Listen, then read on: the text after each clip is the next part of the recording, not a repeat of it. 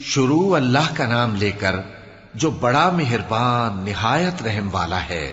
ستارے کی قسم جب غائب ہونے لگے کہ تمہارے رفیق یعنی ہمارے نبی نہ رستہ بھولے ہیں نہ بھٹکے ہیں اور نہ یہ خواہش نفس سے کچھ بولتے ہیں۔ یہ قرآن تو ایک وحی ہے جو ان کی طرف بھیجی جاتی ہے، ان کو نہایت قوت والے نے سکھایا یعنی جبرائیل نے جو طاقتور ہیں۔ پھر وہ پوری طرح بیٹھے جبکہ وہ آسمان کے اونچے کنارے پر تھے، پھر وہ قریب ہوئے، پھر مزید نیچے آ گئے تو وہ 2 کمان کے فاصلے پر ہو گئے یا اس سے بھی کم۔ پھر اللہ نے اپنے بندے کی طرف جو حکم بھیجا سو بھیجا۔ جو کچھ انہوں نے دیکھا ان کے دل نے اس کو جھوٹ نہ جانا۔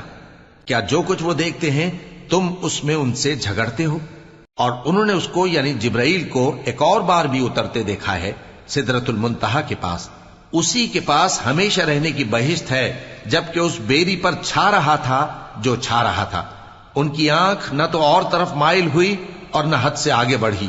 انہوں نے اپنے پروردگار کی قدرت کی بہت ہی بڑی بڑی نشانیاں دیکھی۔ بھلا تم لوگوں نے لات اور عزا کو دیکھا اور تیسری مورتی یعنی منات کو؟ مشرکو، کیا تمہارے لیے تو بیٹے ہوں اور اللہ کے لیے بیٹیاں؟ یہ تو بہت ہی بے انصافی کی تقسیم ہوئی۔ وہ تو صرف نام ہی نام ہے جو تم نے اور تمہارے باپ دادا نے رکھ لیے ہیں، اللہ نے تو ان کی کوئی سند نازل نہیں کی۔ یہ لوگ محض خیال و گمان اور خواہشات نفس کے پیچھے چل رہے ہیں، حالانکہ ان کے پروردگار کی طرف سے ان کے پاس ہدایت آ چکی ہے۔ کیا جس چیز کی انسان آرزو کرتا ہے وہ اسے ضرور ملتی ہے؟ سو آخرت اور دنیا تو اللہ ہی کے ہاتھ میں ہے۔ اور آسمانوں میں بہت سے فرشتے ہیں جن کی سفارش کچھ بھی فائدہ نہیں دیتی مگر اس وقت کہ اللہ جس کے لیے چاہے اجازت بخشے اور سفارش پسند بھی کرے۔ جو لوگ آخرت پر ایمان نہیں لاتے وہ فرشتوں کو لڑکیوں کے نام سے موسوم کرتے ہیں، حالانکہ ان کو اس کی کچھ خبر نہیں۔ وہ صرف خیال و گمان پر چلتے ہیں، جبکہ خیال و گمان حق کے مقابلے میں کچھ کام نہیں آتا۔ تو جو ہماری یاد سے روگردانی کرے اور صرف دنیا ہی کی زندگی کا خواہاں ہو، اس سے تم بھی منہ پھیر لو۔ ان کے علم کی یہی انتہا ہے۔ تمہارا پروردگار اس کو بھی خوب جانتا ہے جو اس کے رستے سے بھٹک گیا، اور اس سے بھی خوب واقف ہے جو رستے پر چلا۔ اور جو کچھ آسمانوں میں ہے اور جو کچھ زمین میں ہے سب اللہ ہی کا ہے، اور اس نے خلقت کو اس لیے پیدا کیا ہے کہ جن لوگوں نے برے کام کیے ان کو ان کے اعمال کا بدلہ دے، اور جنہوں نے نیکیاں کی ان کو نیک بدلہ دے۔ جو صغیرہ گناہوں کے سوا بڑے بڑے گناہوں اور بے حیائی کی باتوں سے اجتناب کرتے ہیں، بے شک تمہارا پروردگار بڑی بخشش والا ہے۔ وہ تم کو خوب جانتا ہے۔ جب اس نے تم کو مٹی سے پیدا کیا اور جب تم اپنی ماؤں کے پیٹ میں بچے تھے تو اپنے آپ کو پاک صاف نہ جتاؤ۔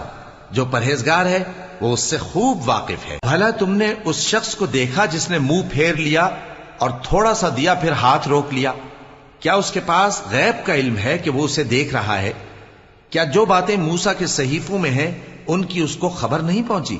اور ابراہیم کے صحیفوں کی جنہوں نے حق کے طاعت اور رسالت پورا کیا، وہ یہ کہ کوئی شخص دوسرے کے گناہ کا بوجھ نہیں اٹھائے گا، اور یہ کہ انسان کو وہی ملتا ہے جس کے لیے وہ محنت کرتا ہے، اور یہ کہ اس کی محنت کا جائزہ لیا جائے گا، پھر اس کو اس کا پورا پورا بدلہ دیا جائے گا، اور یہ کہ تمہارے پروردگار ہی کے پاس پہنچنا ہے، اور یہ کہ وہ ہنساتا اور رلاتا ہے، اور یہ کہ وہی مارتا اور جلاتا ہے، اور یہ کہ وہی دونوں جوڑے یعنی نر اور مادہ پیدا کرتا ہے یعنی نطفے سے جو رحم میں ڈالا جاتا ہے، اور یہ کہ قیامت کو دوبارہ اٹھانا اسی کا ذمہ ہے، اور یہ کہ وہی دولت مند بناتا اور وہی مفلس کرتا ہے، اور یہ کہ وہی شیرا نامی تارے کا بھی مالک ہے، اور یہ کہ اسی نے عاد اول کو ہلاک کر ڈالا اور سمود کو بھی، غرض کسی کو باقی نہ چھوڑا، اور ان سے پہلے قوم نوح کو بھی۔ کچھ شک نہیں کہ وہ لوگ بڑے ہی ظالم اور بڑے ہی سرکش تھے، اور اسی نے الٹی ہوئی بستیوں کو دے پٹکا، پھر ان پر جو چیز چھا گئی سو چھا گئی۔ تو اے انسان، تو اپنے پروردگار کی کون کون سی نعمت پر جھگڑے گا؟ یہ پیغمبر بھی پہلے کے خبردار کرنے والوں میں سے ایک خبردار کرنے والے ہیں۔ آنے والی یعنی قیامت قریب آ پہنچی، اس دن کی تکلیفوں کو اللہ کے سوا کوئی دور نہیں کر سکے گا۔ اے کافرو، کیا تم اس کلام پر تعجب کرتے ہو اور ہنستے ہو اور روتے نہیں؟ اور تم غفلت میں پڑے ہو تو اللہ کے آگے سجدہ کرو اور اسی کی عبادت کرو۔